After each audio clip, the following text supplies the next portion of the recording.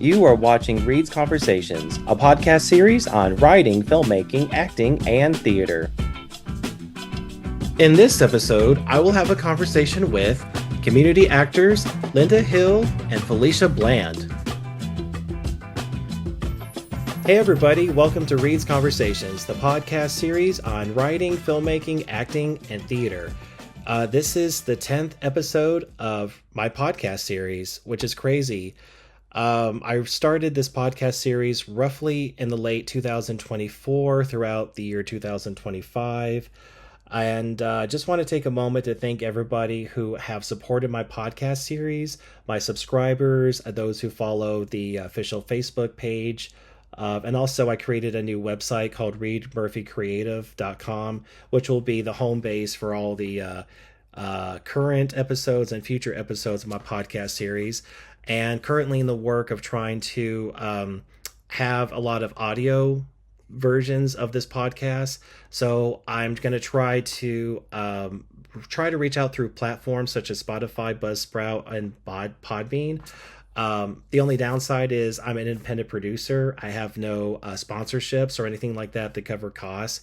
So in the meantime, I'm just currently having my episodes on this YouTube channel, but I hope to expand and have just really good quality episodes in terms of audio and visuals in the future. So currently I'm still in the baby stage of my podcast series, so it's growing. So I officially reached the 10th, so that's a milestone for me.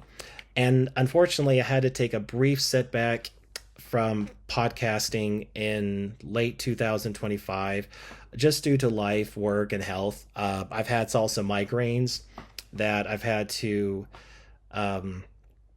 just kind of basically be careful of, because it was becoming really debilitating, foggy memory. And so I've had to kind of just take a step back from podcasting just to focus on other things. So I did have an MRI done as of this recording, just waiting for the test results to come back. And in the meantime, I'm wearing these glasses, as you can probably see if you're watching this video. But if you can't see it, I'm wearing these glasses that filter out blue light. So that way it doesn't create this extra eye strain on if I'm watching, anything electronic or just lights in general. It just helps filter out everything. But then, of course, there's times where I don't know what it is, but in the interview that you're about to watch or listen, I accidentally would mix up my words, saying like 2024 when I meant to say 2004. And it's like, oh, scratch that, reverse it, I meant to say this. So there's times where my memory's okay, but then other times it's like, So just trying to take care of myself. But to the main point of this episode, instead of that ranting, my guests for this episode are Felicia Bland and Linda Hill. These are two extraordinary women I've known for the last 20 years through Fountain Square Players Community Theater here in Bowling Green, Kentucky. And they are just fantastic people, really fantastic. They do a lot of extraordinary work in the community, and also they're great actors too.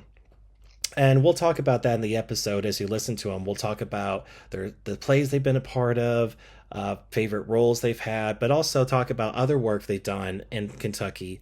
And then we also talk a lot about their show, Raisin in the Sun, that was produced in 2025 by Fountain Square Players at the Capitol Theater in Bowling Green, Kentucky. That was an extraordinary production. We even had really two big names in that show too, professional actors. We had David H. Greer, who is also not just an actor, but he's also a producer, writer. He's had professional plays in New York City and Chicago. And then we've had E. Roger Mitchell, who has been involved in several movies and TV shows. If you just look up on Google, you'll see his credentials are fantastic. So he was a part of that production too, along with Linda Hill and Felicia Bland. So we just had some great conversations about that production. So you'll hear throughout the episode, we always keep going back to that show because it was successful and I saw it twice. So it was great. One thing to note if you're watching the video is there are times during the interview, the image of Felicia and Linda would freeze just a few times, and that's just due to me recording on Zoom meeting. That's what I currently record for all of my podcasts. It's just easier that way for editing and releasing. So you will see the not all the time, but a few moments where you'll see a freezing of the image. That was beyond my control. So what you see is what you get. But thankfully, the rest of the interview was fantastic. So really, I'm looking forward to you guys watching and listening to this podcast. So anyway, so let's go ahead and jump into my conversation. So without further ado, let's please welcome Felicia Bland and Linda Hill. All right, so I am with Felicia Bland and Linda Hill. So thank you so much for coming on my show. This is going to be a great honor to have both of you on. Been wanting to talk to you guys about your career for a long time, so this is awesome. Thank you for having us. Yeah, so let's start. So let's see here. Let's start. So right now we're recording this on the 2nd of January of 2026, so we're officially in the new year. Isn't that crazy? It's like, Crazy. yeah, it's like it just went by so fast, 2025. So it's like, all right, let's bring on the new year. But let's start. I want to definitely talk. So both were you for first you, Linda. So talk about who you are, where you live, where you're from originally, and then talk about how you got interested in the arts, everything from acting to advertising, because I definitely want to talk about Fountain Square Players Community Theater here in Bowling Green, Kentucky. So let's start with you first, since so how did you first get involved in the arts at a young age and continue that passion till present day? Well, it really was a young age. I was arts. They were doing auditions for Raising in the Sun Oh, 35 years ago. And Dr. Russell and I think Teresa Winkler was the assistant director. And they were sending flowers to all the African American churches looking for actors and actresses. And I remember not wanting to go, but my sister was such a good friend of mine, and we were talking about it, and it was about 7 o'clock that night. Of course, then they had auditions to 8, 9 o'clock. And she asked me what was going on. I said, well, they're doing auditions at the Capitol for Raising in the Sun, but I don't think I'm going to go. She said, well, why not? And I said, oh, Lord, me on stage? That'd be the first time anybody would pay to see me on stage. And she said, you need to go. And I said, oh, Ruth, really? I really don't want to. She said, no, go ahead, get your purse, get on up there. So I went up there. When I went up there, they was having auditions upstairs at the Capitol. It was 127 people had auditioned for that play. whoa, what? 127. And Reed, to be honest, I had no idea what a Raisin in the Sun was. Oh, No idea. Never heard of them. Like a raisin in the sun. I remember that they had, the people at the desk, and they would give you papers to read, and it was a cold reading, and I'm just reading it. Never heard of it. Never read it before, and I'm just reading it now. Some parts, and they were clapping everything. So the next day, they said tomorrow about 5 o'clock, the list will be downstairs in the showcase in the lobby of the Capitol. And I remember being at work and telling the lady I worked for that, and I said, I'm not going by. I'm not going by. No, I didn't get it. She said, Linda, you really need to check the list. And I said, no, I'm just going to go on home. Well, I went down around the square and I circled twice. Then I pulled in at the Capitol and I went in, and there was the list, and I was Ruth and really? Racing in the Sun. And My first role at 40 years old. and what year was this? When you were Oh 40? my goodness. And see, I'm 76 now. So that was, oh wow, my math is terrible. 1976 from 35, I get you. So Oh, it was that long ago. That long ago. oh, that's so cool though. Wow. 127 people Yeah, auditioned. 127 people. Wow. And was this through the Fountain Square Players Community Theater? Yeah, this was Science Wow. School Players. Okay. Yes. Yes, wow. So you've been with since the 1970s with Found So that was the first one that kind of launched all the that other was the shows. very first play I had the opportunity to do. Wow. And what about you, Felicia? When did you start getting involved? Um, Just in the arts in general, whether as a little girl or well, uh, I've always kind of had that creative streak, so just doing a lot of things with church, not really so much community stuff. And then I think it was my very first place actually with Fountain Square Players was a woman called Truth. And I think Miss Mm-hmm. Linda called me and said, "We need some folks to audition." Mm-hmm. And I went, and as I said, here I am all these years later. I've really enjoyed it. I kind of wow. pick and choose though, because Oh, my memory is just not what it used to be. yeah, So, and mine is neither. but It's okay. But what year was this for a woman called Truth? What do you remember oh the my goodness. speaking of memory, what And you was know the what? I had that picture on my wall, and I couldn't even tell you that year. It had been 2000 something, you know. Mm-hmm. Mm-hmm. Um, We did it twice. We mhm. did okay. it twice. Because Mm-hmm. but this was your very so if this was your It was my first very first exposure to Mm-hmm. community theater. okay, because I definitely now this would be a funny anecdote for those who don't know, and we actually talked about this briefly between you and me, Felicia. Mhm. We originally met from I mean you, Felicia. We met Mhm. on Big River, The Adventures of Huckleberry Big River. Finn. Mhm. Yes. Yes, and that was in 2024. Because you had said because you had yeah 2000. I'm sorry, 2004. I'm sorry. My Yeah, memory's also too. But 2004, scratch that, reverse it. okay. 2004. Yeah, So 2004. So gosh, almost 20, it would be now 25 years ago. I was Yeah, gonna say, 25 years I ago. was gonna say, I think we did a woman called Truth before I did the Big River. So Yeah, because I remember you sharing me a Facebook memory and he said, "Oh, this is when we first met." It's like, "No, we met in yeah, a We family met on Big video. River." Yeah. And then how I met you, Linda. Exactly. We met actually we did that play that it was the 30th anniversary for Fountain Square Players. We had Dr. Bill Russell where we did The Foreigner. We did a segment from The Foreigner where you Oh, we did those segments. So, Mm. yeah, so I was the dumb kid who was like, "Golly, you were the maid, and then or yes, the yes. housekeeper, and then Dr. Russell played a character in the play because I guess you guys performed it some time ago. So since this was the 30th anniversary, it was a nice kind of revisit from plays past, if you will, like a song or like a Mhm. moment from those plays.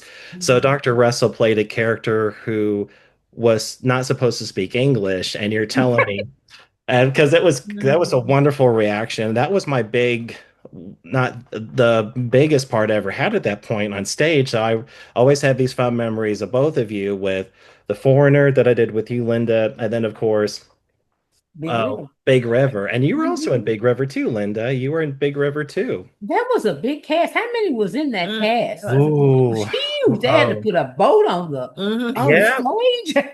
And it's funny because it was a raft with wheels, and my brother and my friend at the time, Mark Irons, and my brother Joseph Murphy, they were the ones underneath that raft, moving it on their Moving bellies it. with Oh, the two actors that played Jim, which was your cousin, Yes. Desmond Anthony, and then Desmond, yeah, that Mhm. sung that song. Oh my goodness, yes. Mhm. yeah, and then of course we had the person that played Huckleberry Finn. So yeah, two people standing atop of the raft and then two people on their Mm-mm. bellies trying to move on stage and it's like Oh okay wow. I and didn't then it's like realize okay I that. didn't I'm either. thinking. I I didn't. remember it clearly because it's like the Huh. point of no return with that stage tape you have on the stage. So it's like, all right, guys, since you're under this raft, we can't see anything. So just try to move forward. And if you see that tape, stop. Otherwise, you go completely over the stage. So, Oh wow. so it was a big production. A lot of Oh, it was people. huge. It was huge. We Yes. all of us had to double up as different characters. I did as background characters. But yeah, that was in terms of play production, that I think that was received extremely well. That was also at Mhm. the Capitol too. So we have Yes. both all three Mhm. of us have a history of Founds for Players, and you're and both of you still currently. Yeah, so those are just memories I have of the both of you, which I appreciate to this day. So yeah, and we can talk more about that too as we go on. So let's see. So Linda, you did Raisin in the Sun, Mm-hmm. and then Felicia, you did A Woman Called Truth.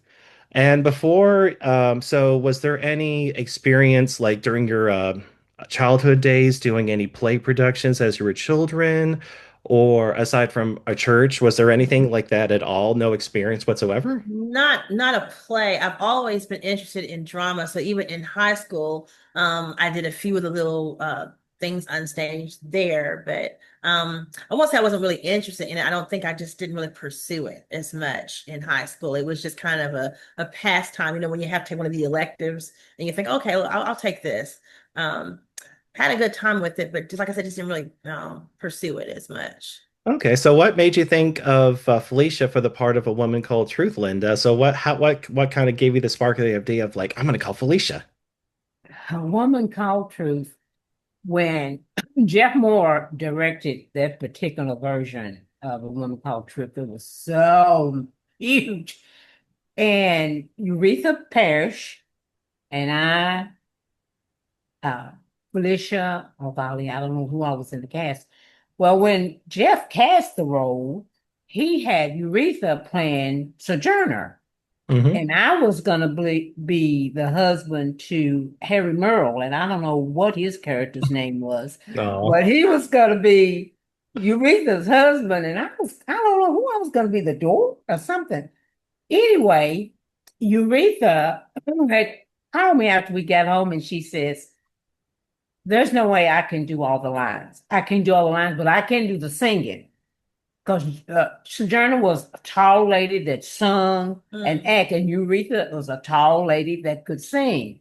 But she wasn't comfortable with learning all the lines. Uh, So she said, "You think we can flip-flop?" And I said, "Well, we'll ask Jeff." So Jeff said, "Sure." It didn't matter to him. And it was really, of all the plays in my life, I say Sojourner Truth is just the best. It's just been one of my favorites. yeah, and for those who don't know much about Sojourner Truth or Woman Called Truth, can you talk for listeners and watchers what that story is and how meaningful it is? Can you both share about that?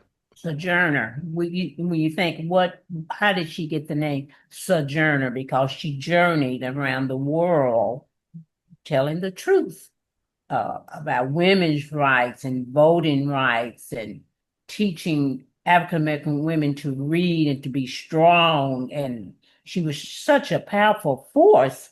And like I said, I didn't know anything about Sojourner Truth until doing this play.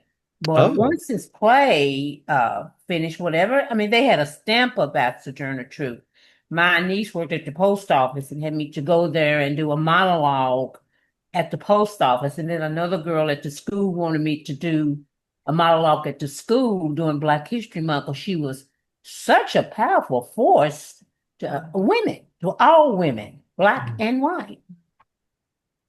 wow. Okay, so it's definitely based on a true story then. It's It's a true not story. not Yes. fiction, not She was a fictional. slave that learned how to read and write herself. She had 13 kids Oh. and she spoke at the women's convention and just became a powerful source in American history.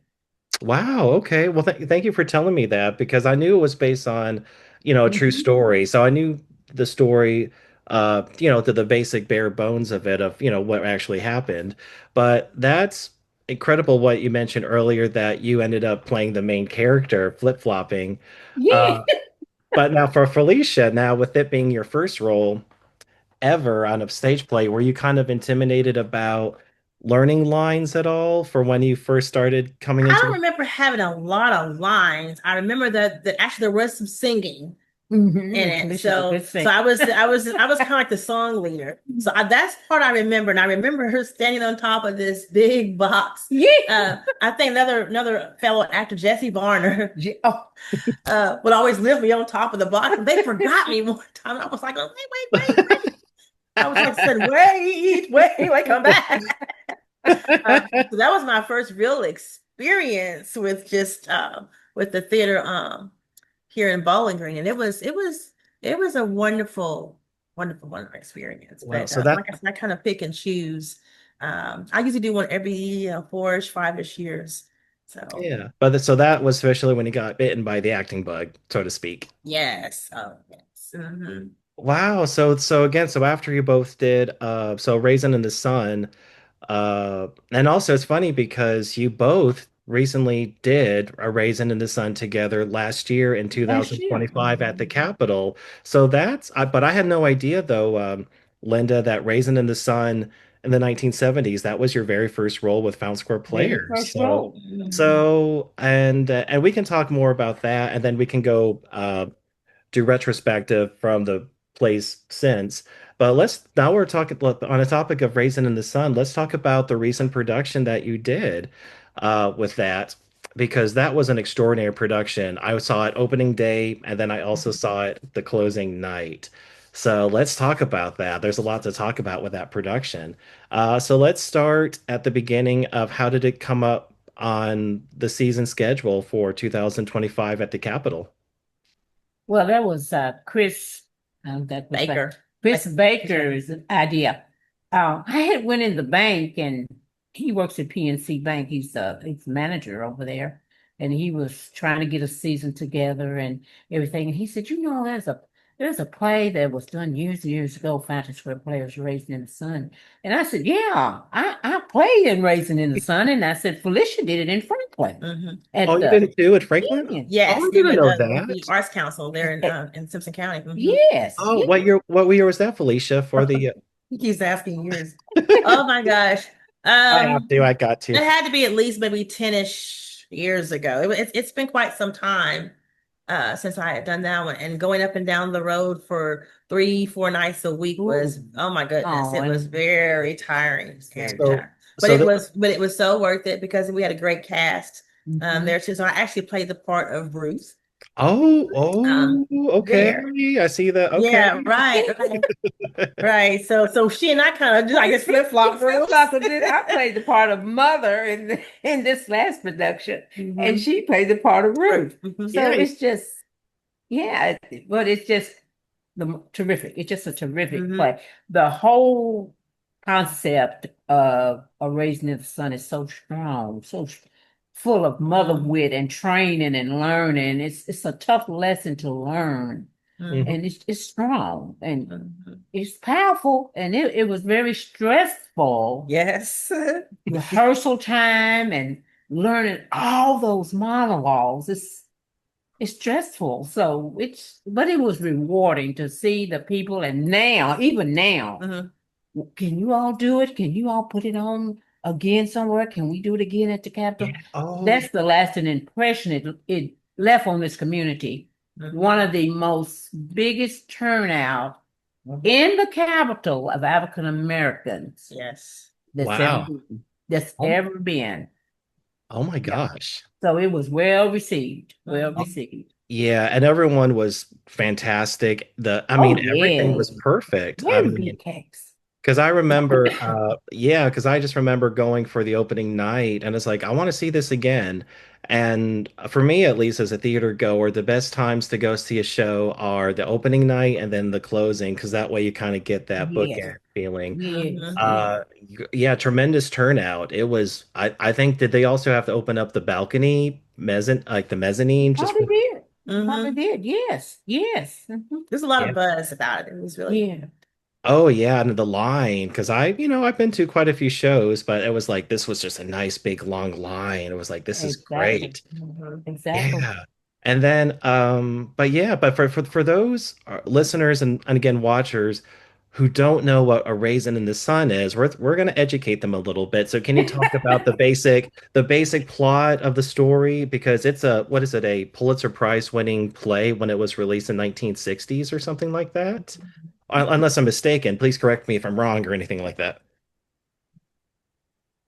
So basically about a family who actually achieved their dream of, I guess, what, moving on up Moving on up to the and east side. right and having their own home and all. So it was like Linda said, it was very powerful, and it was just very um a lot of things that were in the play were things that you could relate You to relate even to today. today. So Exactly. doing the right thing, and Mhm. I guess maybe with the underdog coming out on top, so Yes, to so the speak. son was Yes. so Hmm. lost. He couldn't Right. find his way, but he always wanted a quick fix in life. Hmm. And Mhm. the mother was constantly trying to tell. There's no quick fix in life.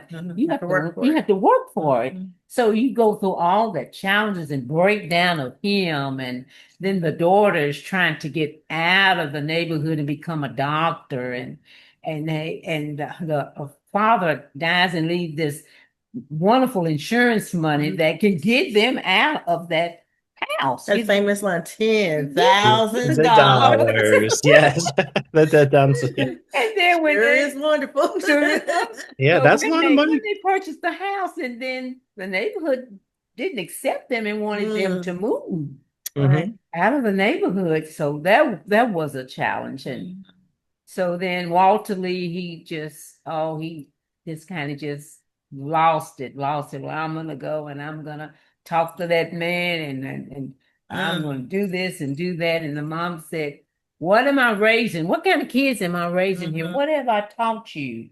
What did me and your father teach you? We taught you about love and respect, Right. and to work hard for what you have. So it was good. It was good. Yeah, and then of course the characters that you both played, the character of Ruth, the that because that's the no, I'm trying to remember, that's the mother. No, is that correct? I'm trying to Ruth, remember. I'm the mother. And I was the daughter-in-law. Daughter-in-law. Daughter-in-law, I was 'cause married to Walter Lee. that was it. Yes. So I just want to make sure I didn't confuse the names, but yeah, because your character that you played, Felicia, really felt for years because you're pregnant, and then you're kind of in the middle of all this. Both your characters are as the patriarchs of the family. Yeah, it was I agree with what you said. It's a very powerful play, so I can see why it won the Pulitzer Prize, and then there was adaptations with Sidney Poitier playing the father role, so, or at least the the son to the mother that you played, Linda. But yeah, and so when we get into the production, so let's talk about, so once when it was greenlit for by Fountain Square Players to proceed, so what happened next with Chris Baker as director? So we of course become the casting part and getting the sets built. So talk about that process because so once you talked to Chris Baker, was it like, did he call you to say, hey, can you audition? Or was it like, you know what, I'm just gonna audition? So what was that like? Just the casting process and the audition process? Well, he kind of, because he had kind of planned it like a year or so. So he had in his mind who he wanted to play who, because you have to have a strong cast in this play. You have to have it, or it can't go over to the audience. So it has to be a strong play. So he had everybody kind of ask, can you do this part and can you do that part? And then Walter Lee comes on, and he's strong and a director and a writer. Well, he has his friend that used to play a BoBo, had played just the role of BoBo in Atlanta. Was it Atlanta? In Atlanta, I believe it was. E. Roger. E. Roger Mitchell. E. Roger Mitchell. Yes. And boy, that was a big pull. Oh, That was- wow. Yeah. Yeah, but I mean both those actors. But yeah, so can you also reveal the name of who played your son in the play?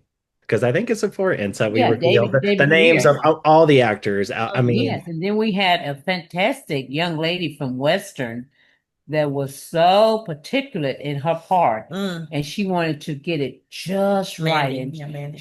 Mandy, and she would cry, and in the scene where I had to slap her, that was so hard to have to slap her. She's such a pretty girl, but she said, "No, I want to slap." She said, "I want." So that last night, boy, I whipped her one.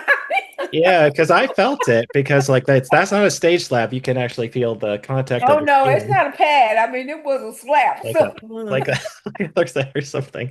Oh my gosh! So that meant when oh my The god. two sons, or two. Yeah, your Travis. Travis. My two sons. So, and I still see them today, and I will call them, hey, Travis. Oh, Travis one and Travis two. I And the love. emotion on the stage, Reed, was Mhm. just so powerful. And it was so, oh my gosh, I get, chill bumps even thinking about it now. It was, I think with the cast, it was just so easy to play the parts because we all had a certain chemistry. And of course, since I've had the pleasure of sharing the stage with Miss Linda several times, I was used to her, but the minute she would open her mouth. I mean, it's just like she would just set the tone for the whole Yes. scene. So it was so amazing. So amazing. Yeah, I agree 100% for the performances I saw, and I my only regret is I didn't see the other two during the week, like the Friday and Saturday show. That was Yeah. my biggest regret. So yeah, I agree because the just what both of you brought as actors with your shared history, chemistry, because because Linda, you're the first character to speak when you come onto the stage. Your character starts the tone of the show. But yeah, I agree fully. And then we've had other actors, like we also have to give a special shout out to Ajani Vaughn, who Oh, played. yes. Johnny, that Yes. had Now I to love do it. talk Just about Africa. talk No, about no, I just say Africa yeah, for me. Africa. yeah. Like I still remember the line, like "I am the answer." Yeah, right. I mean, Of the answer. talk Yeah. talk about a performance. Mhm. Like once he spoke, everyone was like the Oh, audience oh, members were Mhm. quiet, and strong. you could The young hear man a that pin. played George too, Darian. Yeah, Right. Yeah, yeah. he came in at the Oh my very God. Yes. last. Yes. Yeah, and then you Catch even up and he had can learn his lines and all that. But he did a wonderful job. Tom Haire who was in my show Oh. Magical Candy Mhm. Perfect. who played the racist Mhm. real religion, which Mhm. he's a wonderful guy in real life, but he did a great job where He did. Mhm. he made it feel like, it felt like, because it's easy to do it caricature or cartoony, but he just was like, okay, I love Tom in real life, but this character on stage, I do not like at all. Like so, He's and so so real. Mhm. yeah, so Tom, Tom, if you're listening and watching, we love you, man. And Mhm. Johnny, wonderful performance. So again, high praise to everybody in that show, and with E. Roger Mitchell too. I mean, talk about Mm. I mean, he's been in. I mean, do you remember? I mean, I know he's been in a bunch of movies like American Made with Tom Cruise, Goosebumps with Jack Black, minor roles, but it's still he was in a Mhm. lot of movies, TV show. So he's been in a lot of stuff. And So see, was I didn't really remember him I didn't. until when they finally told, because they didn't even tell us for a minute. No, They just told no. us that he was a famous actor, blah, blah. So Mm. we didn't even know. So when he finally told us who it was, of course, I went to my phone and Googled him. And when I saw it, I remember him from BET's House of Pain. He oh was like the police officer. I was like, oh snap, that's him. So that was, I'm like, oh my God. So and then I started seeing him like in other little things that I was like, oh, that's who E. Roger is. But so it was really phenomenal to even just play beside him. And the thing was so wonderful about him, he blended in with He us. was so genuine. Because at first we were So like, oh my God. But yeah, oh my gosh, he blended in with he us, did. had so He much did. respect for us and He our did. creativity. And so complimentary. Yes. So complimentary. Yes. wow, The that's night that we great. first came to rehearsal, I was scared. I'm Everybody like, was oh on, my yeah. God. I mean, Everybody was on we pins got and this needles. It's like, famous guy, and we go in, we go like, that's him. And he was just so, open, ordinary, and just down to earth. So and- down to earth. Mhm.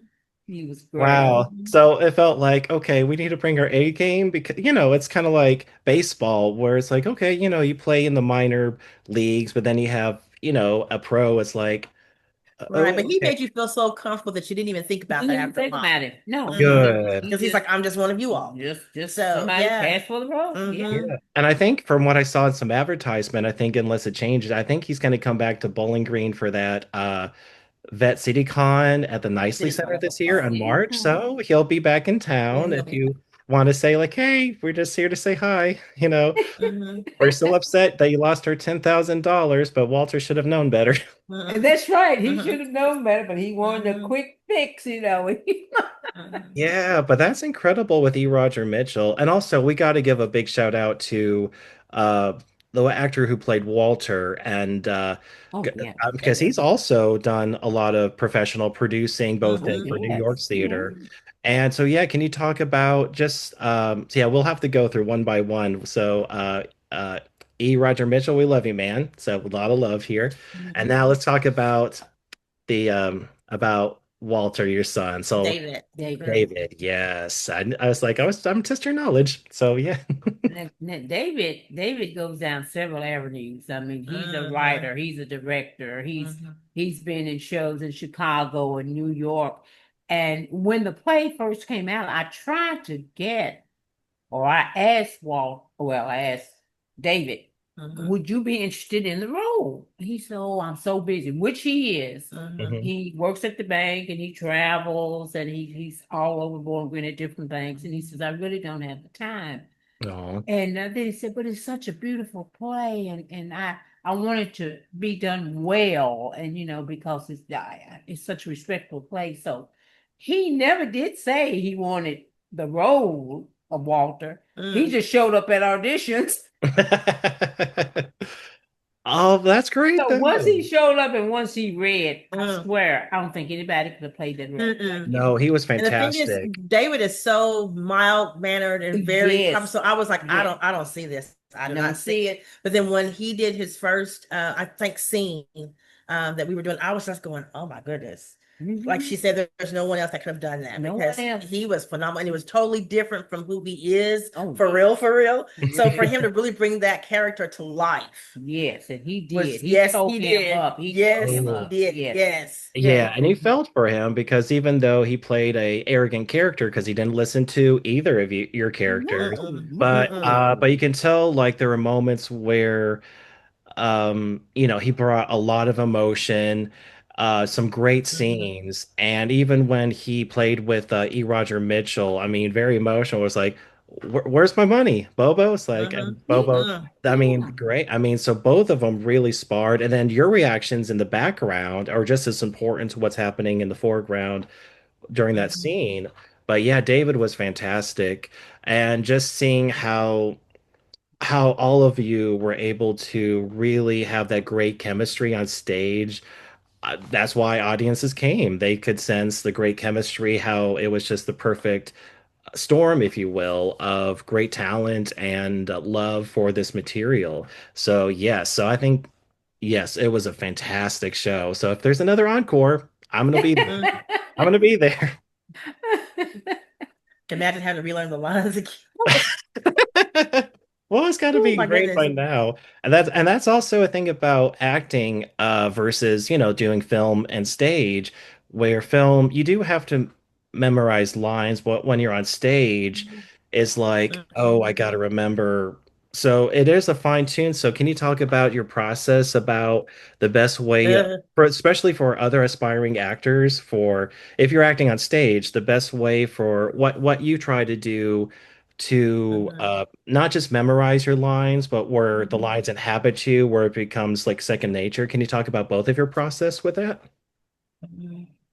Well, again, it's just having the chemistry with all the other actors that you're on stage and being able to play off of each other and knowing, how to lead into a line or something. And I kind of would take my lines. I looked at the version that had actually Danny Glover Ooh, as Walter. yes. And I would just put that on my TV and just close my eyes and listen. And then I would, whenever he would say his line, I would try to say the line as Ruth back to it. So we share that with Miss Linda and we all just kind of just worked together with, getting our lines together with each other. But again, it was just being on stage and knowing your counterparts and just being able to play off of. And then for me, I have to see it. I have to have the book, open it up and see it. I've got to read it, read it, read it. It's amazing that you read it, you can study it, you go to bed at night and they're floating just all in your head. Those Yeah. lines, that you just see them. It's just like a paragraph floating in your head. It's amazing. All the rehearsals, all the time you spend with your actors, some of those things just click. They're just automatic clickers. And then finally they make sense. Because when you have the script, it doesn't make sense. It doesn't make sense that everybody's together and after a while, maybe a month into the rehearsal, it all makes sense and it flows. Okay. So Yeah. it's a memorization. You can look in the mirror and say your lines or close the line and say it. And if somebody asks to do you all have like a prompter or something to help you all? No, Mm-mm. it's up there. Mm-mm. No, because it's Mm-mm. funny. Yeah, because I don't think people realize that. Because when you're audience member, you're just see a good show. But I Yes, think for those who aren't theater people, I think they just don't know how much work goes into a how much show work. from Oh, it's a lot. acting It's a to lot. Good production job. Mm-hmm. and even advertisement. That's important. So I think it's important when you are doing a play, especially something that's community theater, the importance of advertising to go on TV stations, radio, and yeah, because we have both of you and I, Linda, we have experience with that. Where Yeah. briefly in 2010, I briefly did some advertising for Fountain Square Players, and thankfully, Melissa Knopf, who was in charge at the time, said, "Hey, so we like to get Linda. So whenever it's time to do the recording part, be sure to let Linda know so she can record the advertisements for the TV stations as well as our radio stations." Like, okay, cool. And that was just great because I would just, just try to format whatever I could, and then you just delivered it perfectly, just with that enthusiasm of like Fountain Square Players presents Breaker Morant or whatever, or Shot in the Yard that Bill Green did, who's alumni of Found Square Players. But yeah, so yeah, but thanks for sharing your process because I try to do the same thing. And now let's talk about now we're on the topic of Found Square Players, so we're going to kind of backpedal just a little bit. Let's talk about the organization Fountain Square Players Community Theater itself. When was it first founded? Who are the original founding members? And then talk about, productions that have like transpired up into where we are today. So can you both share about the history of Fountain Square Players and why how vital it's been to Mm. Oh because wow. I because can. before we got Skypack and a Mhm. lot, like, you had your college productions, you've had high school productions and elementary school production, and Fountain Square Players was one of the main theater. So because we didn't have Skypack for a while, so I think people forget that. So can you talk about just the history of Fountain Square Players as an organization? And then we also have to give a special shout out to the late Dr. Bill Russell, who Oh, was definitely, Mm. oh, definitely. I miss him every day. He just is a great actor and then of course Great production designer. person, So yes. so let's definitely talk about Fountain Square Players itself as an organization. So can you both share just the history of Fountain Square Players in Bowling Green, Kentucky? Well, I will say the Fountain Square Players has been here a long Mhm. time. And the thing is so funny about being with Fountain Square Players that we have done so many plays at the Capitol before Sky Pack took it over. And then the library bought it back, and we are back in the Capitol. It's like history repeating itself. Yeah. But like Elizabeth Honeycutt, Neva Gale, um, Dr. Russell, Bill Green, Bill Leonard.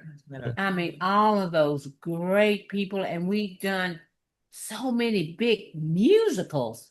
Peter Yes. Pan and all of those Big big River. We musical did all three of us did Big River. yeah, Seymour and big plays, and we would fill up the Capitol, Mm. fill it up from top to bottom, and start at 8 o'clock. Now, a lot of that has changed because people then theater was it.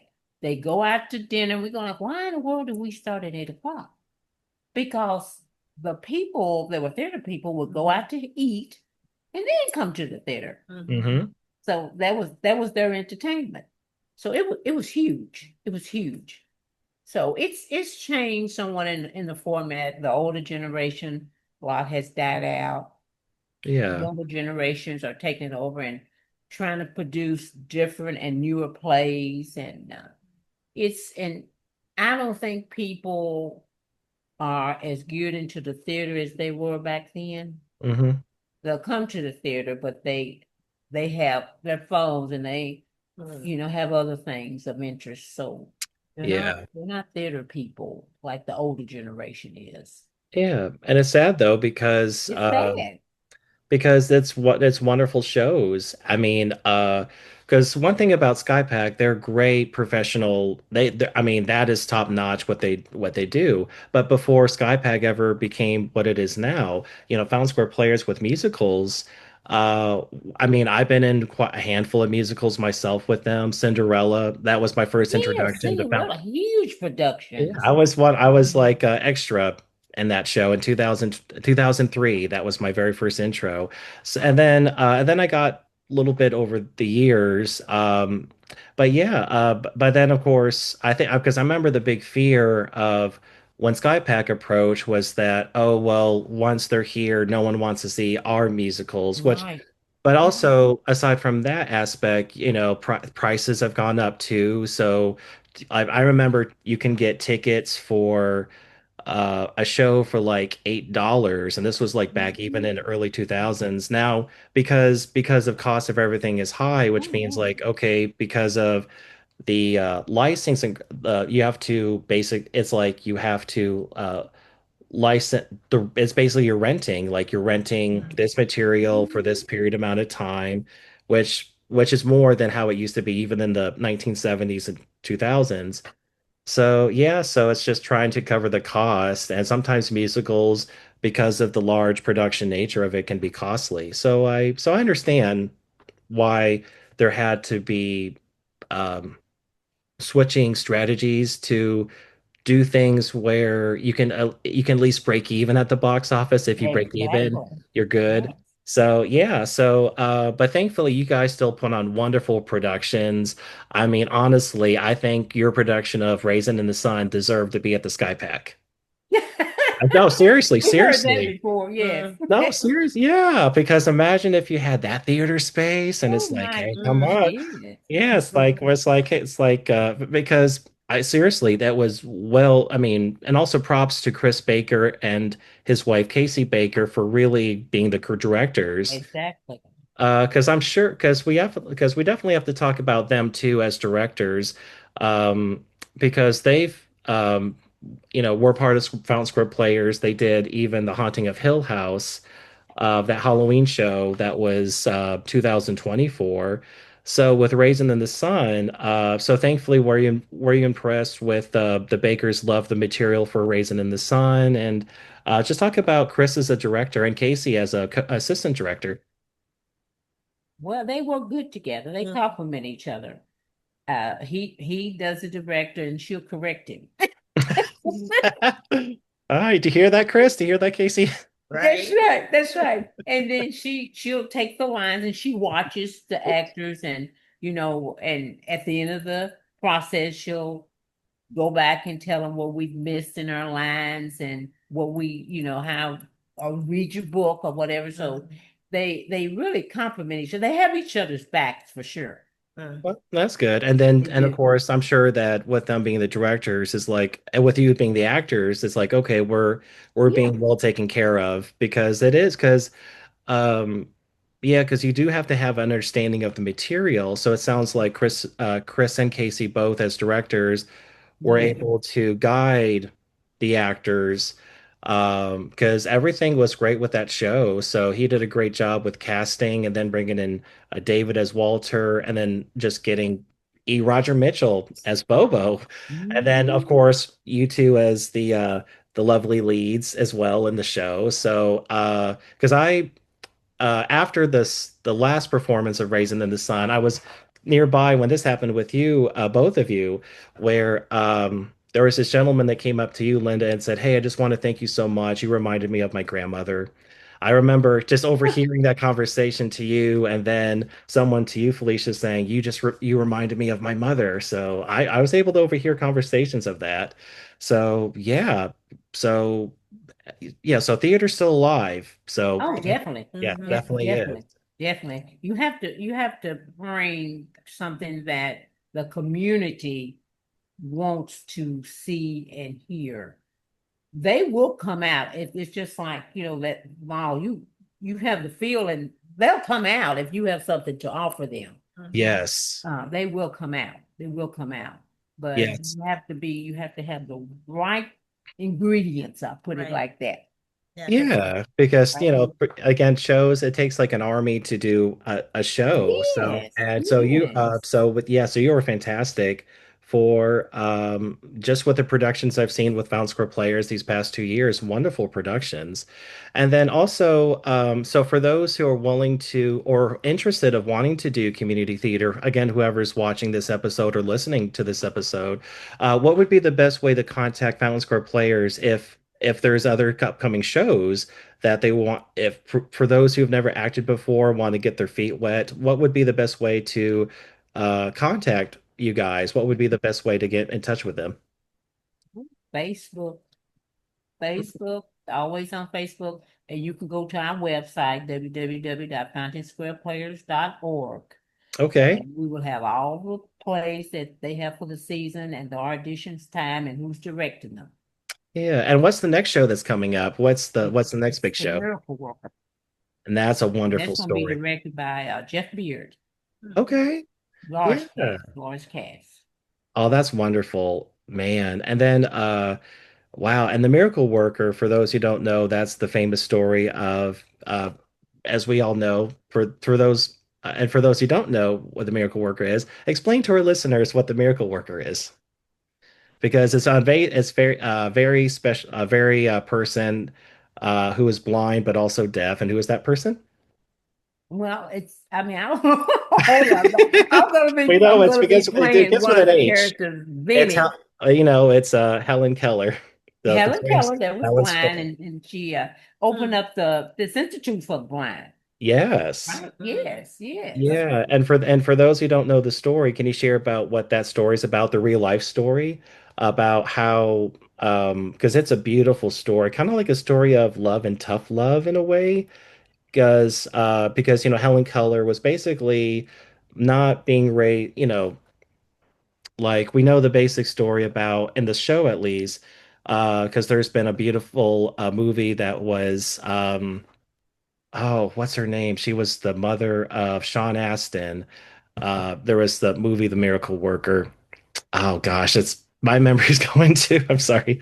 But it's a wonderful story about Helen Keller and how you had this tutor that comes in and basically helps her to see the world, even though she's blind and also hear the world because she's deaf. And in terms of, reading and knowing what things are, feeling touch. So it's a beautiful Mhm, story. So mhm. I'm excited that's your next production. That's wonderful. Yeah, But I think then it would be a good production. yeah, and then also we have to give we mentioned Jeff Moore, so we have to give a good special shout out to Jeff Oh, Moore yes. because he's done a lot of shows too. He directed the Foreigner segment for 30th anniversary of Found Square Players. And so he's done a lot for the community too of Found Square Players because once when Dr. Russell sadly passed away, Jeff took over for production design Yes, mostly. He did yes, like, which is yes. a big foot, shoes to fill because Dr. Russell was just great with design and very kind. And if Oh, something didn't work, he'll let you know. And I thankfully when we did Seven Brides for Seven Brothers, I was able to do a brief interview with him, like a walk, like on the set kind of interview. So I did have a little bit of Dr. Russell. Yes. So yeah. But Jeff Moore had to step in and try to. yeah, he pretty well left everything in Jeff Moore's hands because he and Jeff would go to the shop and work every Saturday morning like clockwork. Mhm. Everything, all props organized, every nail where it's supposed to be, every chair, everything was organized. So Jeff followed him and he knows how it's done there. And you can go in there, it is so organized at the prop shop. It's wonderful. But yeah, Jeff's done a great job of keeping everything together. And he's one of the old hands too. Oh, One of the old hands. yes. And then also for those who don't know about community theater, for an actor that, who also acts, they also have to help build a set. So talk about your Oh, experiences, your experiences building sets for the shows you've worked on. So talk about that, like the painting and the hammers. So have you ever done anything like that before prior to acting and just learning the hands-on of building? well, So No. I went down in my younger years and did like some stencil and some painting That with Elizabeth Honeycutt and Neva and what's her name? Oh no, I can't think of her name. Not Sarah. But anyway, she's passed away. But we would go down there and kind of help paint a little bit, and then we all go out to lunch. Yes, that's what everyone looked forward That to was the lunch. Like, extent of it. Mm. yeah, it's like, when's lunch? Let's go to the Cambridge Market next door and Yeah, just have Carrie. lunch. But yeah, but can you talk about that experience for both of you? Like, so the first shows you worked on, so first for you, Felicia, so when you were doing Sojourner Truth and you saw that you had to help participate working the sets, what was that like for you, honestly? It was very tedious for me. Very tedious. Yeah. I just really remember a lot of the move-ins to the theater and moving out of the theater. I didn't so much do a lot of the prep work or the painting and things like that, but having to just help move, I was like, oh my gosh, I know how to do all that. But that's part of it. That's part of That's it. part of it. And then once you actually get moved into the theater and you see how everything is beginning to come to life, Yes, yes. Jeff it would helps, pick yeah. the correct paint, and he would Mhm. mix paint, and Mhm. he had this drawn out diagram of how everything was supposed to be. And some of those sets were breathtaking, Mhm. Yes. breathtaking, Mhm. beautiful. And Yeah. that was all from his head and his design. Mhm. Yeah, and he was in charge of the set for Raisin in the Sun too, right? Yes, yes, Mhm. yes. And we had a good prop crew, Yes. people that worked with us and dressed us. You know, we ordered clothes for us and everything. So they were Yeah. always on board with Mhm. water and made sure we had everything that we needed in the place Mhm. where we needed it to be, so we didn't have to struggle Right. Yeah. anywhere. Everything was very organized. Yeah, because I don't know for your past experiences with plays, because props are interesting. Props can either serve you greatly or something can happen. Now, has there ever been an And can incident where, disappear. Yes. yeah, like say Yes. for, because like it's like the play that goes wrong where it's like, oh, let me go reach for the telephone and there's no telephone. So has that ever happened with your experiences where it's like, Mhm. where's my prop? Where's my prop that Oh I had? yes, Has that, Mhm. if you get a crew that are really not interested and doesn't pay any attention to where things are, and they're set every night, Mhm. but if you get someone, and you got a fast move to get out on stage and you needing that thing ASAP, you got to have hands on. Mhm. If yeah. they don't get it there quick enough, you have to go out without it. Yeah, so even if it's like the characters in Raising in the Sun, there's a lot of sitting at the table, so it's like Then I'm at gonna the Yeah. get table. like the kitchen, like the cereal, or Yes. because that's important too, because it's kind Mhm. of like, okay, I feel grounded. This is like actually happening for me as this character. So I guess if you had to pick like props that you like the best from out all of your shows, what would be the prop that you like the best that was like, oh, I wish I can take this home with me but I can't? The part of the show. Yeah, just like anything, it's like, you know what, I really like this little quilt, or you know what, this was nice having this little bowl for my cereal, or I like this mug, but or hey, Oh, that Ruth was Oh basically wow. in the Yeah, kitchen that was remote. That's yeah, her. That's that her. was my like home place or whatever. I think it had to be just the little tea sets. The Like little tea. when we were drinking the tea with Miss Johnson at the table Oh, yes. my with God. Yes. the thing. I think it was actually Sherry Mansfield that played Miss Johnson. Yes, Mhm. Sherry. Excellent. It was, and she's actually from Glasgow, so Mhm. she knows the pain of coming up, for rehearsals and things like that. But it was just, I think the thing that I think I remembered the most, though, for the lost prop that we were talking about at the very beginning of the show, Ruth has to go out and get the newspaper and the milk, and there was one night in particular, I looked over, I was like, oh my God, and Casey was just like right there that they're, and put it in place. I was like, oh my God, I don't know how I missed that. But again, like Linda said, having, a crew that would think for you or think ahead of you actually to know, okay, where's this stuff at? Because they'd always say, check your props, make sure your props are there. Exactly. And a But lot. sometimes, you just kind of, in the adrenaline's going, trying to remember lines and all that. You don't even think about props. And then it's like, No, I no. did, and I was like, oh my gosh. But Yeah, so yeah. imagine if Casey didn't arrive in time with the milk and newspaper. Imagine you having Yeah. visible objects like, well, I got the milk and newspaper, and it's just kind of like pantomime, kind of. That would have been fun. Yes, but they, I I, mean, they were on it. They were on it. Because a lot of your lines depends on your prop. Right, right. Because it wouldn't have made any sense for me to have the thing and I didn't have the newspaper because the newspaper was a very big part too Exactly. Mhm. of the Yeah, because you're reading the the news and Baltimore there's a lot. newspaper time. Exactly. And So with yeah. me, it had to been the little plant. I think my whole life was circled around that plant that didn't need any water and it growed anyway.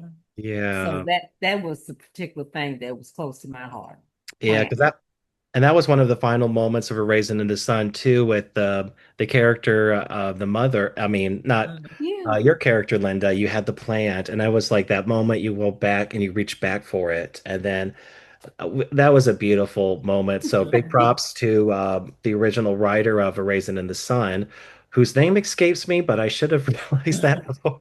But yeah, but also you made it, all of you made it believable. So that play holds a special place in my heart. So as an audience member, thank you so much for bringing A Raisin in the Sun to life. Now it's like I want to see the Danny Glover version. I want to see the Sidney Poitier version. So I want to see Mhm. all the different interpretations because it's a good story and people can definitely relate to it. So it's Yeah, just so definitely. wonderful. Mhm. And also before I have a chance to, I don't want to forget this though. Also, aside from doing community theater, you both are heavily involved in a lot of um, community work in Bowling Green and other parts of Kentucky. Like I know for you, Felicia, you work for the Girl Scouts of Kentucky. So how Kentucky, long, yes. Mhm. yeah, so how long have you been doing that for? It'll be 25 years in March. Yeah, 25 years in March. 25 years? Mm-hmm. Oh Yeah. my gosh. Mhm. And the thing about it is, the funny thing you should mention that usually one of these places usually always around cookie time. So that's why I have to be really careful about choosing because cookies, of course, is very big part of Girl Scouting. So that's a kind of a crazy time for us. So that's always my fear is when we're doing the place. I have to kind of make sure the timing is right, and usually it has always fallen during Oh, cookie time. You So. see, life goes Mhm, on. Life mhm, goes on. mhm. You just have to work between the scenes Right. because Yeah. work, church, Right. choir practice, whatever Home, you're doing, yeah. anything. yes, Yeah. family, whatever. Hmm. You're the theater owns you at that particular Yes. time. Mhm. Yeah, it's like, okay. And also it's like, well, I got to do this. So, but that's so cool Yeah. for what you do, Felicia, for Scouts of Kentuckiana. 'Cause 25 years, congratulations for Thank you. 25 Yeah. years. And then for you, Linda, I know funny enough, I used to live at a place called the Bowling Green Towers, and whenever voting day came along, it was like, oh, there's Linda. She's because you were in charge of the voting booths, Hmm. and that was set up in the area for everyone in that district to go vote. Because it's like, I wonder if, but you no longer do that anymore. You don't do you, No, no. but how long did you do that for? Just being Oh helping as my the goodness. I bet I did it for at least 20 Oh, years. goodness. 20 years? 20 years. Mm. Oh my gosh. Yeah. Wow. Did it for So at least 20 years. I don't do it anymore now because the last time we did it, I think we were at one of the churches and we had over 3,000 people voting. 3,000? And it takes a wear and tear on your body Mm. after a certain time. Mm. Yeah. Not you can't really sit all the time. You have to stand You're or up and down. Yeah, you're up up and and down. down, moving up Just when and you down. sit down, and just when you sit down, it's like, Somebody, oh, yes, you you have got to you stand. got to stand up. But I still work too. I've been on my job. It'll be 26 years this year. Yeah. So, and Now that's what 5 days a week. and what's your job, Linda? What's the I, one that office support at the Department of Highways Transportation Department on Morgantown Road. really? I've been Okay. there 26 years. Wow, I did not know that. Yes, yes. So I'm still working. Well, that's great. And you said you're what, 74? 76. 76. We'll just Mhm. say 74. What? I never have It's to only put a number. but that's wonderful, seriously, because and that's great for what you both do for your jobs for both transportation here in Bowling Green and then Girl Scouts of Kentuckiana. But then also we got to talk about gifts of praise too, Yeah. Felicia. We got to talk gifts of praise because that's talk about how for what gifts of praise is. how it got started, because there were a few times you would be set up at local businesses. Mhm. And can you talk about the mission statement for Gifts of Praise Well, when you that first was started? so our mission statement is reaching hearts through the arts. So we use a combination of dance and theater and mime and just different things to be able to reach our youth. And we talk about contemporary issues that our youth face today. So that was kind of actually the brainchild of my cousin, Pastor Darren Bush. Um, we were sitting down one day and he was like, well, you dance, I Right. sing, and of course he plays piano. Um, and we both, matter of fact, Darren was actually in one of the productions. I think we Wonderful. Bound on a Trip to Bountiful. Wonderful. He was actually Ludi. Yeah, So I pulled him into that one. directed by Jeff Morris. Right? Yeah.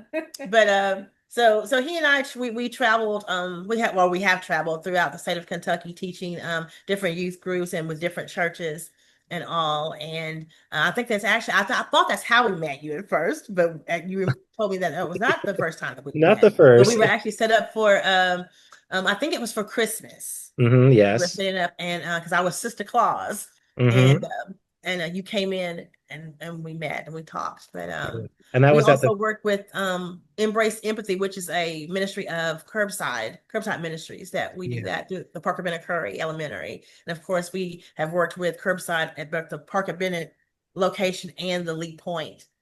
Hmm. Um, Yeah, and because also some of the what not just skits, but well, I guess well they are skits, but yes, that's good. also Mhm. you would also cover issues of like anti-bullying issues, which Yes, is really yes. And important. actually, I'm the bully, believe it or not, because girls What? think You? bullies everything. No, Yeah, yeah. no. I'm Mean Maddie. So, and And then Darren is Poindexter. But of course, things like bullying, things that talk about self-esteem. We just talk about different issues that our kids face, and we do it in such a way where we introduce it as a skit so that they're actually interested in just, they're into the characters first, but they don't realize that we're actually introducing a subject that you already know about, but we're giving you a platform to be able to talk about it and talk about it in a comfortable atmosphere, with it. So we've had a lot of fun with that. We don't travel as much as we used to, because Darren is actually the pastor of the church now, Corner View Community Church. But we are looking forward to jumping back in to that because like right now we basically do just curbside ministries with Embrace Empathy. okay, and then how many locations would you travel for this? Oh Like, my goodness. When we did Youth March for Christ, we would travel through the Louisville, Lexington area. oh, Then we also did through the WMU, the Creative Ministries Festival, which was always a lot of fun, which we taught theater, we taught mime, we taught dance. We actually taught step. Actually, well, we didn't actually teach step.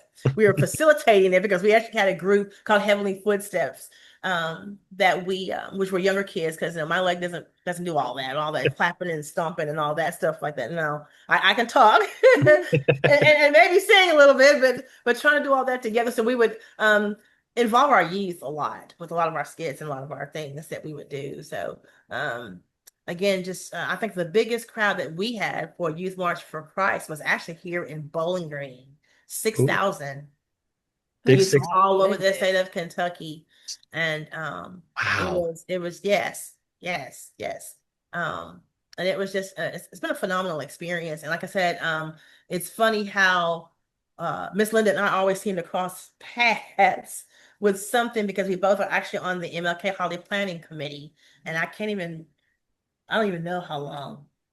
Oh, As long as I've been at Girl Scouts, and I've been at Girl Scouts almost 25 years. So when Joyce and I came on board, I know 15 at years, least. at least 15 Wow. years, At least. at least, Mm-hmm. at Mm-hmm. least. Yes. Man. But that's seriously wonderful that for both of you together to do so many years with that. I mean that is great because I know there's a definite need for Oh, outreach yeah. for kids and youth because I think, just the world's gotten more complicated just with, Mm-hmm. Oh, yeah. technology now and now there's cyberbullying and stuff like that. Yes. But have you ever had any kids like after you did a skit that you or for both of you, have you ever had any youth that come up to you and like confide in you, like saying like, I am being bullied or well, any situations like that, or even if it's like, hey, you know what? I didn't really think about this. And any scenarios like that before for both of you in that capacity? Yes, well, of course, with working with youth in the church, again, providing a atmosphere and a comfortable atmosphere for them to be able to say, "I'm experiencing this," or "I didn't know that that's what this was called." This has been Mhm. going on, but I didn't know that's what this was called. So also educating them as well about different issues and things. Um, but yes, and or even having the kids come up and bring you a note that Mm. says, because of you, I'm able to Oh, tell my story, or because something that you said gives me the courage to be able oh. to use my voice. That Oh way. my goodness, that's oh my gosh, I'm kind of tearing up just thinking about Yeah, that. yeah. Wow. So after read it, it's like it kind of gives you like, okay, this is what Hmm. God wants me to do, or this is what I feel like I need to do. Wow, but that's amazing. Seriously, that's a gift. So thank you so much for both of you doing that outreach. Just knowing that you can reach and provide that's emotional, just for someone to know, like, hey, thank you so much for doing this. So that's wonderful. My gosh, wow. But also, but anything else in regards to gifts of praise? So there's no shows anytime soon, or is Um, your friend stay local? no, not really. We are actually thinking of doing our own creative ministries festival. That's something that WMU actually doesn't do anymore. And of course, Darren is one of those that's like, oh, we could do that here. Well, we could do that. So that's something that we're looking forward to in the near future, to be able to bring that, because it's about just spreading the gospel just through even something as simple as puppets. Yes. There was Mhm. also a balloon artist that told the story of salvation just with balloons. And by the time he was finished with the balloons, he told you the whole story of, God's love.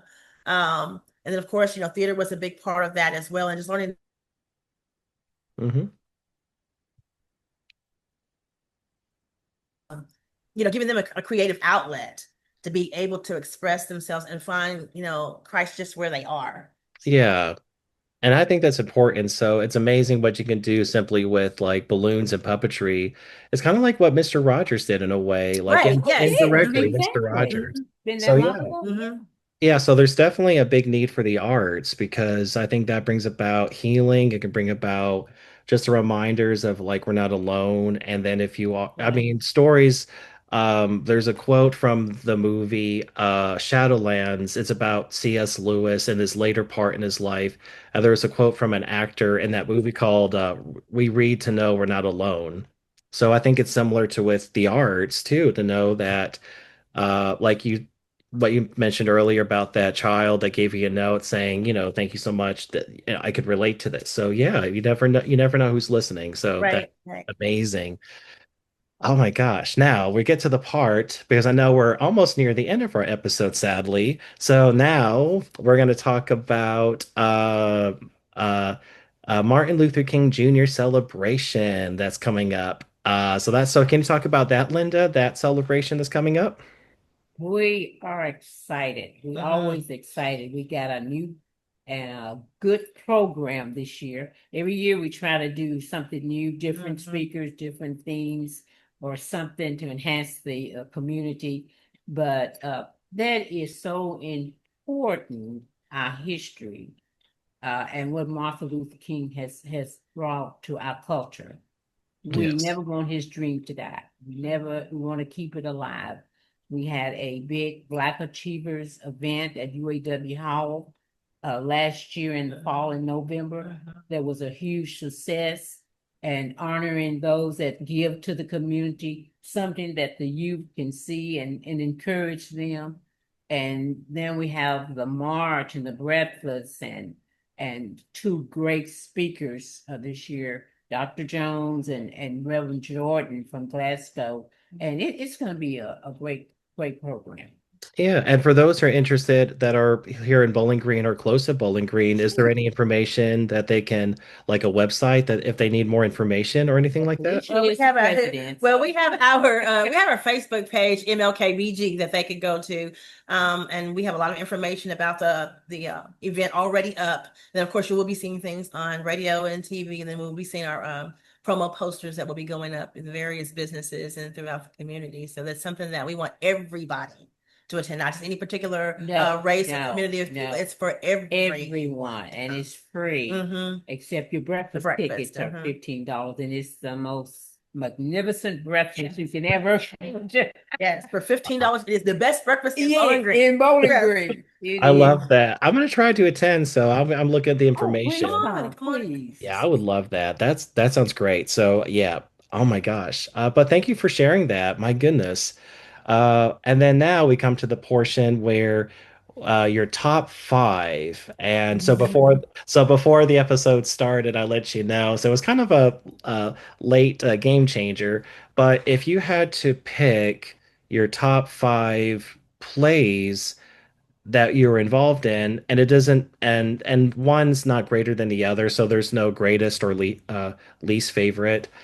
So they're all equal. But if you both had to choose plays you've either been involved in with Fountain Square Players or non-Fountain Square Players productions, what are your top five? What is the reason why? And so we're going to start with you, Linda. What is your first one? What's your first play that you've been a part of as an actor or behind the scenes or just doing advertisements? So what was the one that you liked the not the best, but what was your one of your my favorite? which one? Sojourner Truth. Sojourner Truth, because with Sojourner Truth was so big and so powerful, we traveled with that play Mhm. to the Jamestown Festival in Jamestown.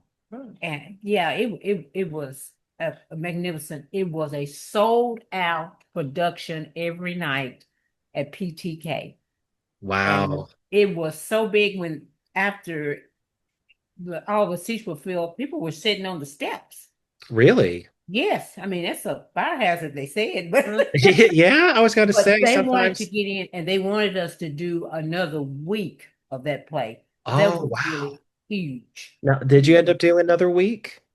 No, because after you do 1 week, and then we were traveling, going into the schools and doing it in different areas, you pretty well, and all the rehearsal time, 4 to 5 nights a week, 4 hours a night, sometimes on weekends.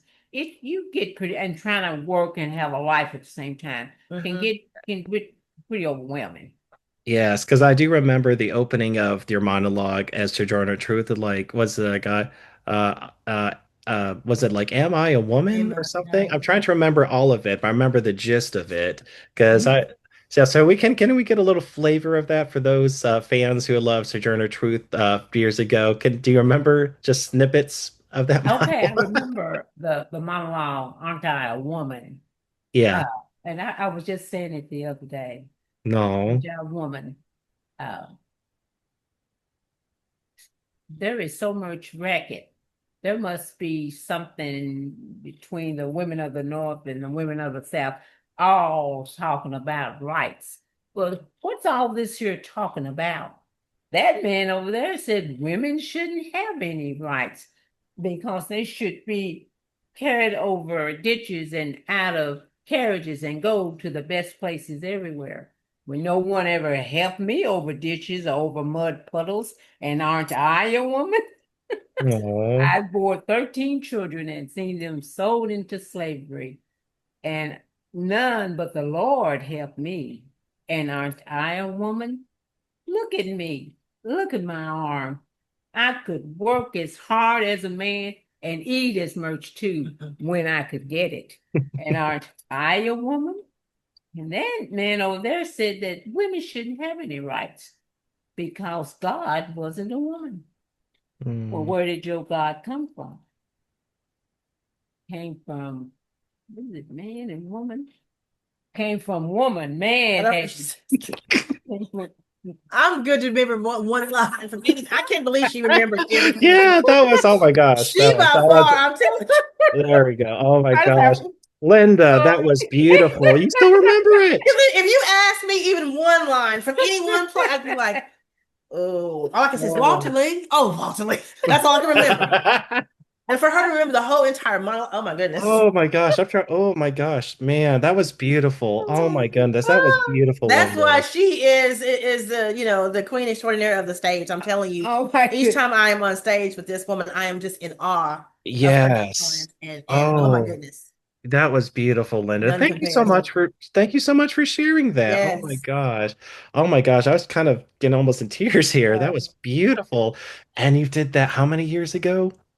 Oh, well, it was way before Raisin. Raisin was 35 years ago.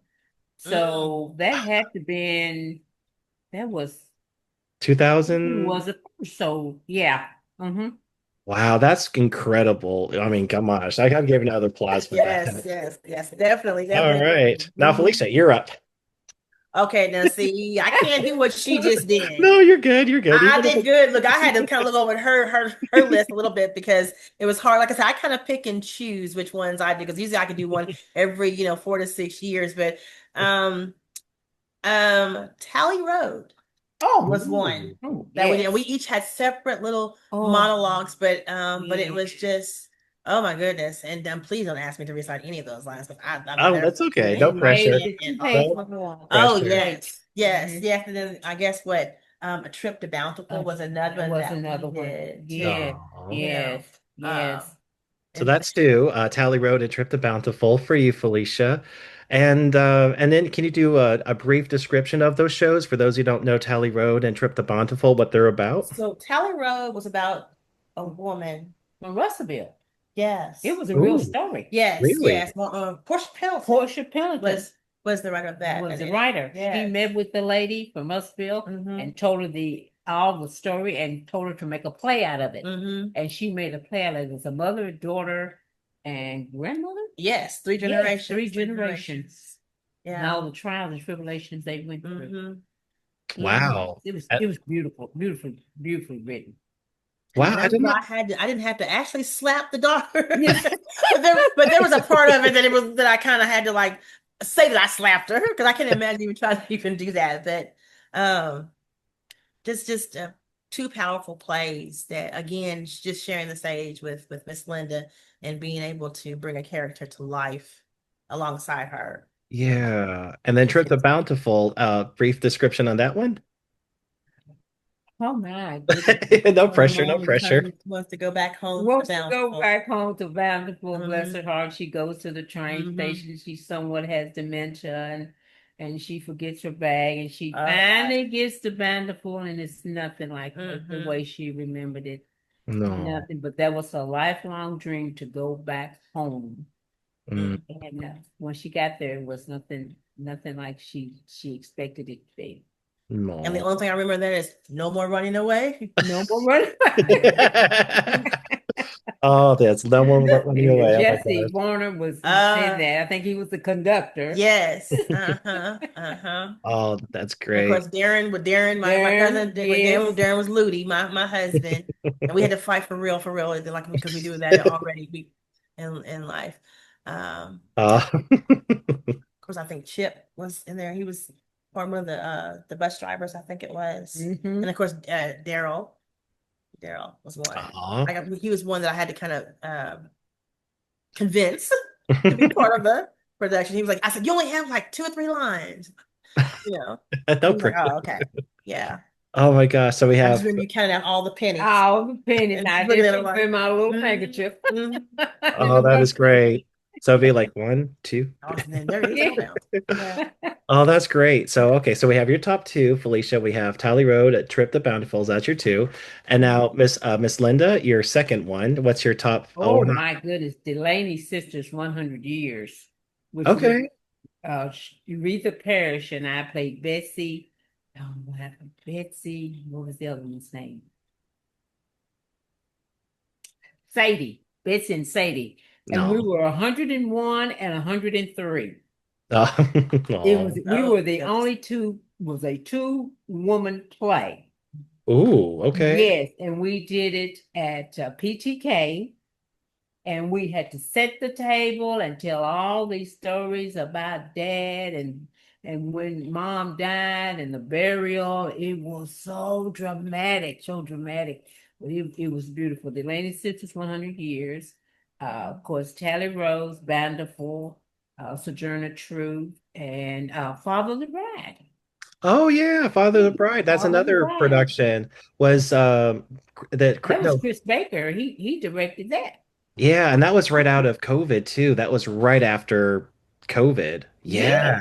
Yes, yes, Yeah, yes. because we never really talked about COVID during that time of, when everything was shut down, no one could do any theater or anything for a good couple of years. Wow. So you said Sojourner Truth, The The Lady Lane Sisters, Sisters, 100 Years, Tally Rose, Code. Raisin in the Sun, and Father of the Bride. Okay, man. And then Father the Bride, were you part of that production too, Felicia? Yes, I was. Oh, I'm so Oh, sorry. no. No, I was gonna say, well, but that's great. Well, we're gonna talk about that because yeah, so post-COVID, and that was the other question I forgot to ask, like what was it like performing post-COVID? Like once where people can actually come out to like be around each other without the fear of catching COVID. So what was that like post-COVID doing Father Bride? And then of course, what was the production that you did after COVID, Felicia?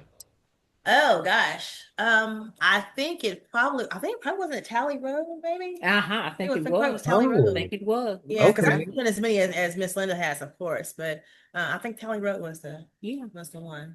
Oh And wow, during that okay. time, we kind of did a lot of reading. Jeff Moore would write a bunch of just readings, and we would just, maybe perform at the Houchin Center or down at Farmers Market, and we'll have an open space and just kind of made a little dilly dally money like that, just to keep the lights on.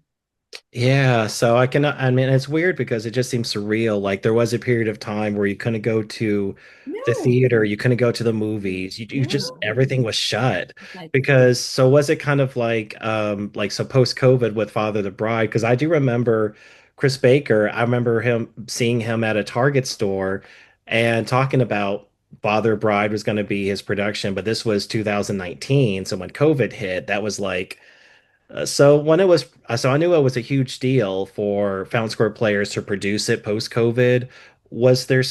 Did people still have to wear masks for theater Oh yeah, goers? yeah. Okay. Everybody that entered, yeah, wore masks, and we had they had for the theater of the actors a shield that would come up just right. Yeah. So it wouldn't actually be like a cloth mask. It would It be was clear. Yeah. clear. Oh, so did you do that So, too, Felicia, for Yes. Sally Rose? Okay. Now mhm. how was that acting with this little It wasn't too screen? bad at No, all. no, it wasn't too bad. Once you got used to it, Yeah, once you got it used wasn't to it. bad. Yeah, so it's kind of like I'm sure if you had to turn your head a certain way, it's an interesting feeling where you have this Yeah, to apparatus have like, oh, something else okay. connected to your chin. Yeah, but that's crazy though. So thankfully hopefully we don't have to do that anytime soon again Mm-mm. with the restrictions and the mask and all that. Because yeah, that was a tough, I mean, those 2 years that were tough. Like, so I think just the fact we have great productions now is wonderful. So Raisin in the Sun and all the productions we've had are just been gifts. So I think we can't lose sight of that. Otherwise, we take it for granted. Where it's like, hey, we got this back post COVID. Let's come on, let's do this. Let's do this. But that's great though with Father Bride and of course Sally Rose. So I was curious because there's no way you can act with the this big face mask on or anything like that. So I'm glad there was clear visors Yes, at least for yeah. both of you. Mhm.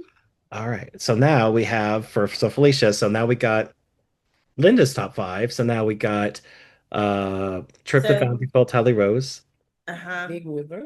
Big River was one. Hmm. Of course, like Resident Sun will always be my favorite. That Yeah. was always been my favorite, especially this last production of it. Um, the one that we just did, I want to say it's First Battle. I don't think it was Showtime at First Battle because there was two different shows. Because there was actually when I was in, I think it's what was that First Battle? What was that? It was Showtime at Abigail. Ivy Gap. Yeah, Showtime at Abigail. That No. was cute. That one. that one. Yeah. But Now what? yes, and then of course, with PTK, it seems like there was a Fountain Square Players one. No, Yeah. who? I played yeah. Auntie Rabbit. I don't know in how many productions, How and many? yeah, Winnie the Pooh.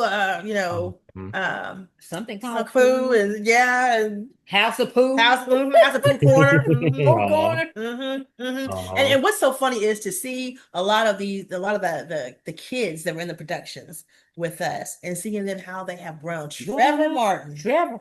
Yes. Ooh, Is he not rocking the Nashville scene? really? As well. And Trevor was like yay high when he was Just- Christopher Robin. Christopher Robin. Yeah, yeah. And there was another one of my little Girl Scouts, and I didn't even recognize her until I kept saying, "How do I know this child?" She was one of the little rabbits. Really? Yes. Mm-hmm. Wow, but all grown up now. Yes, all grown up. All grown up. Wow. Isn't it strange where it's like you were much shorter? Yeah, I yeah. saw you. Yeah, like I said, my memory is not as good as Miss Linda's, but just remembering just some of the productions that I've done. But I tell you what, it has been a rewarding experience, just being a part of both PTK and Fountain Square Players, and just like the lasting friendships that you and going out even now, you can go anywhere to the mall or in line and getting food, and somebody say, "Didn't I see you in that play? Oh, weren't you such and such?" Yep. And it's amazing. Yeah, You because have an impact on people. It's amazing. yeah, and it's crazy because you would never think Never know. people come You up never to you know. and be like, "Oh, I loved you in that show." It's like, "Oh, what show was that?" And they Right, remind you. Yes. right. Yeah, Or so how we see each other out in public somewhere, and we greet each other with a line from the play. yeah, Or yeah. something. Yeah, because I'm sure you probably got a lot of people stop you after Raising the Sun. I mean, I'm sure you must have got like because most of the community saw it. It was, Oh yeah. yeah, and yeah, but I definitely agree with you. That's the arts are very rewarding because also you do kind of create like a somewhat chosen family, even though it's brought together by. But then it's like it's like the circus. Once the circus is done, the show is done, and you try to keep connection. Some last, some don't. But the ones that do last are really special because They are. our time is short. We just don't know Yes. how much what we so when you do make really meaningful connections like that, it's special. So it's wonderful over the years of you two, and I'm just grateful to have you both as my friends because the last time I saw you, Felicia, was at the Goodwill store that I work at part-time. And then I saw you, Linda, at the movie theater. You were going to see Sarah's Oil. So I was like, because I was like, I haven't forgotten the podcast. We are making this happen. We are going to make this happen. And so I'm so grateful for both of you for just I've been wanting to do this for a long time. So thank you so much for both of you Thank you. for coming on my show and sharing your experiences. Thank you. Thank you. Thank you. It means a lot. Thank you so much for watching and listening to my conversation with community actors Linda Hill and Felicia Bland. If you have enjoyed this episode of Reed's Conversations, be sure to click the like button and subscribe button on my YouTube channel. That way you will be notified for future upcoming episodes.